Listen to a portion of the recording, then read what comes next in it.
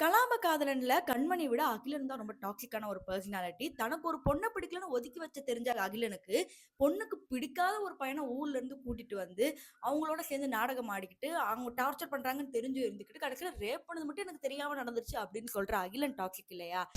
உன்னோட நல்லதுக்கு தானே எல்லாரும் சொல்றோம். அவன் கண்டிப்பா உன்னை சந்தோஷமா வச்சுப்பான் கண்மணி. கண்மணியோட அம்மா அப்பா பாருங்க, அங்க ரேப் பண்ணிட்டு ஒருத்தன் தைரியமா வீட்டுக்குள்ள வந்து உட்காந்துக்கிட்டு இருக்கான். அவனதான் நீ கல்யாணம் பண்ணிக்கணும்னு கண்மணியாவே போட்டு அடிக்கிறாங்க. அப்ப இவங்க அந்த புள்ள தான் தப்பு பண்ணிட்டு உட்கார்ந்துட்டு இருக்கல. அப்புறம் வேண்டாம் வேண்டாம் சொன்னா என்னடி அர்த்தம்? அவனை கல்யாணம் கட்டிட்டு உன் செருப்ப கொண்டே 2 அடி அடி அவன் பெத்துப்பான். ஹீரோவோட வைஃப் எடுத்துக்கோங்க.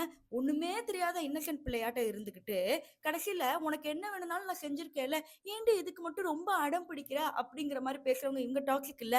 மொத்தத்துல இந்த படமே டாக்ஸிக் தான். கண்மணிய டாக்ஸிக் மாதிரி காமிச்சிருந்தாலும், அவங்க இறந்து போன பிறகு நல்ல காதலில், கள்ள காதலில் எல்லா காதலும் ஒண்ணுதான்டா அப்படிங்கிற மாதிரி சொல்லி முடிச்சிருப்பாங்க. இந்த படத்தை அப்ப செலிப்ரேட் பண்ணாலும், இந்த படத்தை பார்க்கும்போது இப்ப பயங்கர டாக்ஸிக்கா இருக்குல்ல. உன்னதான் அவன் பிடிக்கல பிடிக்கலன்னு சொன்னாலே